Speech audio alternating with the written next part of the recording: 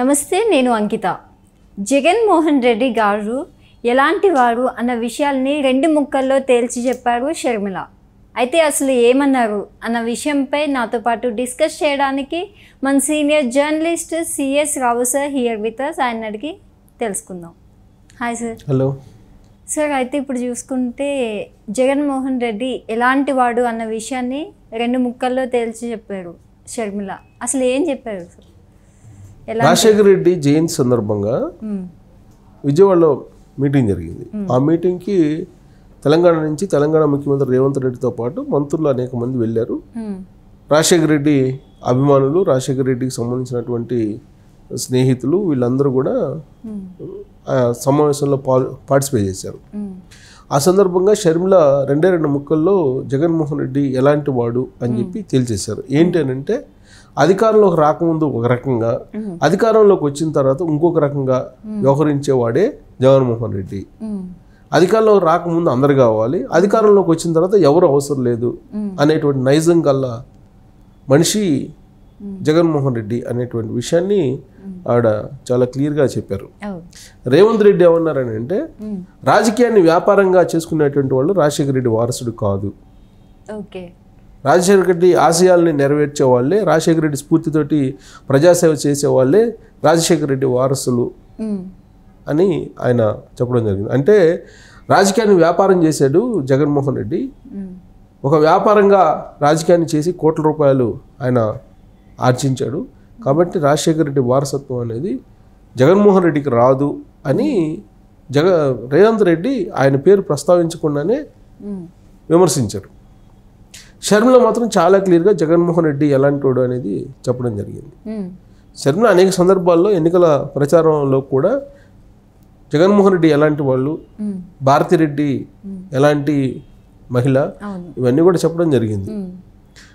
సొంత చెల్లెల్ని రోడ్డును పడేసినటువంటి జగన్మోహన్ రెడ్డి అనే విషయాన్ని కూడా చెప్పడం జరిగింది. డాక్టర్ సునీతారెడ్డి కూడా అదే చెప్పారు జగన్మోహన్ రెడ్డి గురించి.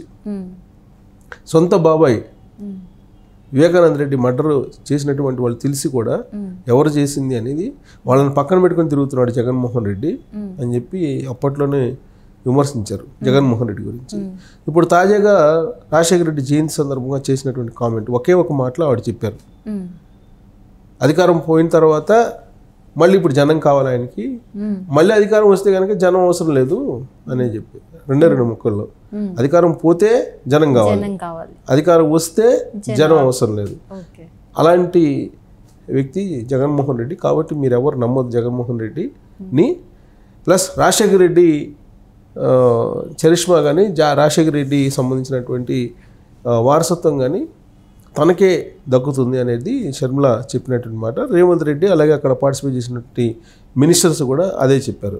2029 నాటికి కాంగ్రెస్ పార్టీ బలోపేతం అవుతుంది అని చెప్తూ రేవంత్ రెడ్డి తన గురువు అయినటువంటి చంద్రబాబు నాయుడు మీద కూడా విమర్శనాస్త్రాలను ఎక్కువపెట్టారు. ఏంటంటే, నరేంద్ర మోడీకి తెలుగుదేశం పార్టీ జనసేన భాగస్వామి, పరోక్షంగా భాగస్వామి జగన్మోహన్ రెడ్డి.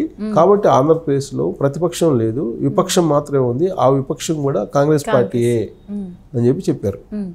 అంటే వైఎస్ఆర్ కాంగ్రెస్ పార్టీ, తెలుగుదేశం పార్టీ, జనసేన అన్నీ కూడా నరేంద్ర మోడీ తోటి పనిచేస్తూ ఉన్నాయి.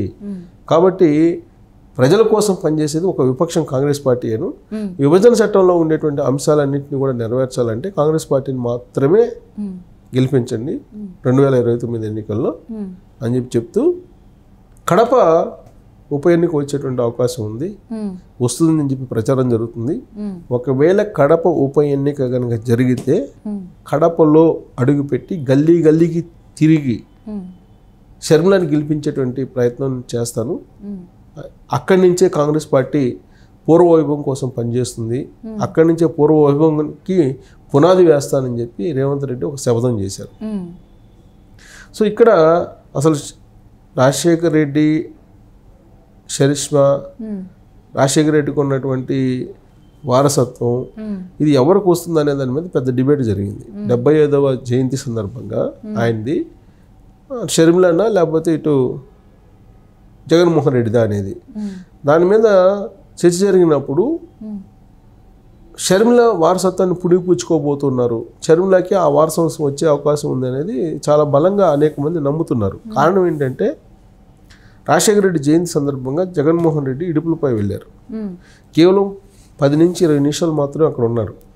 అక్కడి నుంచి ఆయన నేరుగా ఇడుపులపై నుంచి గన్నవరం వచ్చేసాడు. 10-15 నిమిషాలు మాత్రం అన్నారు. కానీ షర్మిల అలా కాదు. ఆమె ఇడుపులపై వెళ్ళారు, ఇడుపులపైలో నివాళులు అర్పించారు కుటుంబ సమేతంగా వెళ్ళి. ఆ తర్వాత విజయవాడ ఆంధ్రరత్న భవన్కి వచ్చి అక్కడ పక్క రాష్ట్రాలకు సంబంధించినటువంటి ముఖ్యమంత్రులు, మంత్రులతోటి, అలాగే వైఎస్ రాజశేఖర రెడ్డి అభిమానులు, రాజశేఖర రెడ్డి ఆత్మీయులు, రాజశేఖర రెడ్డి యొక్క స్నేహితులు, రాజశేఖర రెడ్డి తోటి సన్నిహితంగా ఉండేటువంటి వాళ్ళు, ఉండవల్లి అరుణ్ కుమార్ లాంటి వాళ్ళు, ఇలాంటి వాళ్ళందరినీ కూడా ఆమె దాదాపు 10-15 రోజుల క్రితం నుంచే ఆహ్వానించి దాన్ని ఒక పండుగ వాతావరణంలాగా ఆవిడ చేశారు. కాబట్టి రాజశేఖర రెడ్డికి వాస్తవంగా కూడా అందరూ చెప్పేది ఏంటంటే జగన్మోహన్ రెడ్డి కంటే కూడా షర్మిల అంటే బాగా ఇష్టం అనేది. కారణం ఏంటంటే తన లక్షణాలు షర్మిలకి వచ్చాయి అనేది ఆయనే చెప్పేవాళ్ళు. ఆ విషయాన్ని షర్మిల ఇప్పుడు ప్రస్తావిస్తున్నారు. అందుకే రాజశేఖర రెడ్డి యొక్క గట్స్ కానీ, రాజశేఖర రెడ్డికి సంబంధించినటువంటి ఈ మొత్తం వారసత్వం కానీ తనకే దక్కాలి అనేది షర్మిల చేస్తున్నటువంటి ప్రయత్నం. దాంట్లో భాగంగా 75వ జయంతి సందర్భంగా రాజశేఖర రెడ్డి వేడుకలు, రాజశేఖర రెడ్డికి సంబంధించిన జయంతి వేడుకలు ఘనంగా నిర్వహించింది షర్మిల. కానీ జగన్మోహన్ రెడ్డి ఏంటంటే, జగన్మోహన్ రెడ్డి అధికారంలోకి రాకముందు అంటే 2019కు ముందు రాజశేఖర రెడ్డి బొమ్మను బాగా ఉపయోగించుకున్నాడు ఆయన. ఊరూరా రాజశేఖర రెడ్డి విగ్రహాలని పెట్టారు. ఆ తర్వాత మేనిఫెస్టోలో కూడా 2019 ఎన్నికల మేనిఫెస్టోలో రాజశేఖర రెడ్డి అలాగే జగన్మోహన్ రెడ్డి బొమ్మ మనకు కనిపించేది. ఆయన సొంత ఛానల్లో కూడా రాజశేఖర రెడ్డి బొమ్మ కనిపించేది. ఆ తర్వాత 2019లో ఆయన అధికారంలోకి వచ్చిన తర్వాత 2024 ఎన్నికల నాటికి మేనిఫెస్టోలో కూడా రాజశేఖర రెడ్డి బొమ్మని లేకుండా చేయటం, తర్వాత ఆయన సొంత ఛానల్లో కూడా ఆయన బొమ్మని సైజు తక్కువ చేయటం, అసలు కొన్ని సందర్భాల్లో అసలు రాజశేఖర రెడ్డి బొమ్మ లేకుండా డిజిటల్ మీడియాని నడుపుకోవటం, ఇవన్నీ కూడా చేశారు. అసలు రాజశేఖర రెడ్డి బొమ్మే ఉండటానికి లేదు అనే యాంగిల్లో జగన్మోహన్ రెడ్డి ప్రయత్నం చేశారు ఒకనొక సందర్భంలో అనేది కూడా వినిపించింది వైఎస్ఆర్ కాంగ్రెస్ పార్టీలో. అసలు ఆ పార్టీకి జగన్మోహన్ రెడ్డి సలహాదారుగా ఉన్నటువంటి సజ్జల రామకృష్ణారెడ్డి ఒకనొక సందర్భంలో రాజశేఖర రెడ్డి కంటే కూడా గొప్ప నాయకుడు జగన్మోహన్ రెడ్డి అని ప్రశంసించారు. అలాంటి ప్రశంసలకి జగన్మోహన్ రెడ్డి ఇష్టపడతాడు కాబట్టి ఆ ప్రశంసలు చేశారనేది కూడా పార్టీలో అంతర్గతంగా తరచూ వినిపించేటువంటి మాట కూడా. సో కాబట్టి రాజశేఖర రెడ్డి వారసత్వం, రాజశేఖర రెడ్డి రాజకీయపరమైనటువంటి విధానాలు, వీటిని అమలు చేసేది కాంగ్రెస్ పార్టీ కాంగ్రెస్ పార్టీ నుంచి ఎదిగిన లీడరు రాజశేఖర రెడ్డి. కాబట్టి రాజశేఖర రెడ్డికి ఉన్నటువంటి గట్స్ కానీ, రాజశేఖర చరిష్మా కానీ, రాజశేఖర రెడ్డి యొక్క కీర్తి ప్రతిష్టలు కానీ అది కాంగ్రెస్ పార్టీకే చెందాలి అనేది రేవంత్ రెడ్డి చెప్తున్నారు, షర్మిల కూడా చెప్తుంది.